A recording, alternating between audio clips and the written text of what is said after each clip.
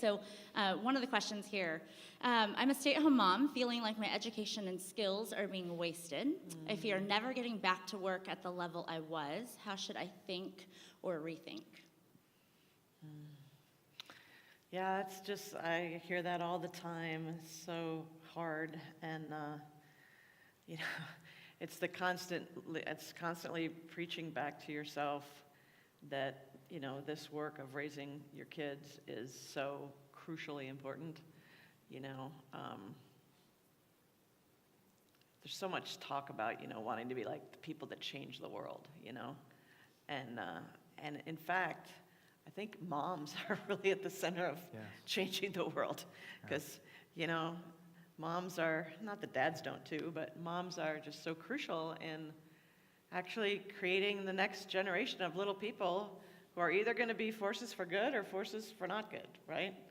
But I also think that, just for your own sanity, figuring out ways to have opportunities to use the gifts that you feel like you have and that aren't being used a whole lot in the day-to-day tasks of child rearing.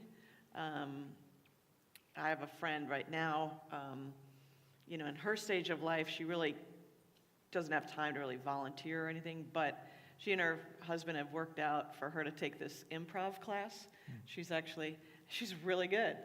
And and she talks about how it's like generating so much life back into her family, just having that little outlet for her creativity and everything. I have another mom friend who kids are a little bit older, and so now there is sort of this little tiny slice of time, and that individual is in fact doing some volunteer work, drawing upon some of the skills and gifts and knowledge that she had really from her education.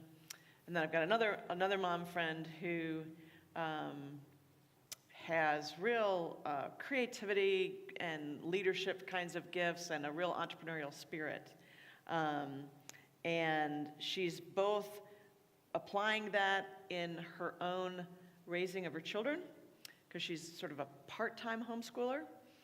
So she's been able to figure out how to use some of those great gifts in the task of educating her kids. And then she also is using those same gifts by serving on the board of a ministry that is trying to help get women out of prostitution.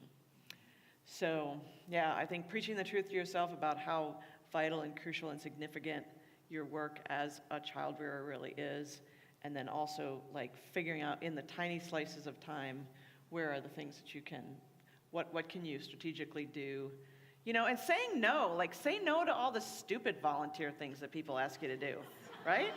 Like you're busy enough, pick and choose and decide, pick a place for volunteering that actually gives you that wonderful sense of, wow, like here's a part of me that is in a season that's a little dormant right now because of my daily responsibilities. But in this little slice, I get to go into that dormant place and let it come alive. Yeah, I understand that question. My wife is a stay-at-home mom with our boys. She has been since our boys were born.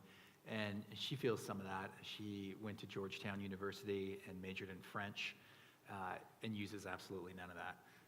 So she can feel that, like, I'm not using my French degree. I'm raising these boys.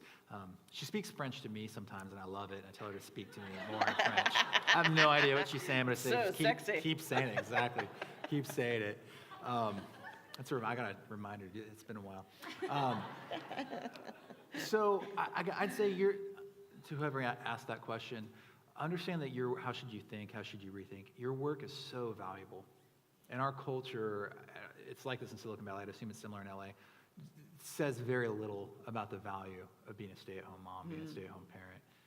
So I hope you can really hear that here today. I try to say that to our church often, because they're not going to hear it anywhere else in Silicon Valley. I was raised by a stay-at-home mom, and that's one of the best things that ever happened to me. I was so formed and so shaped by my mom and her love for me and for my brother, and how she discipled me and shaped me and led me. And your impact is massive when you're doing that for your sons, your daughters. My wife's impact on our boys is massive. They would not be who they are and who they're becoming without the presence and the prayer and the care and the nurture of my wife. So that's maybe the main thing I'd want you to hear, is that your work is so valuable, and follow God's calling on your life, and wherever He's put you, He promises to resource you, and He'll care for you there. As Amy said, find outlets. You know that things come in seasons too. Like our boys are now sixth grader, fourth grader, second grader. So they're now in school for 6-7 hours a day, and my wife has time that she did not have when the boys were really little. And she's enjoying this new season where she also has some outlets and some side hustles and things that she's doing, and she's really enjoying that and feels like she is tapping into these other parts of who she is. So sometimes our work comes in seasons, and the season you're in might not be forever. And the Bible says children are a heritage from the Lord. Children are a gift, right? It's easy for us to think our kids in these phases, because they're so much work, are a problem. They're such a gift. They're a gift, and try to enjoy the gift and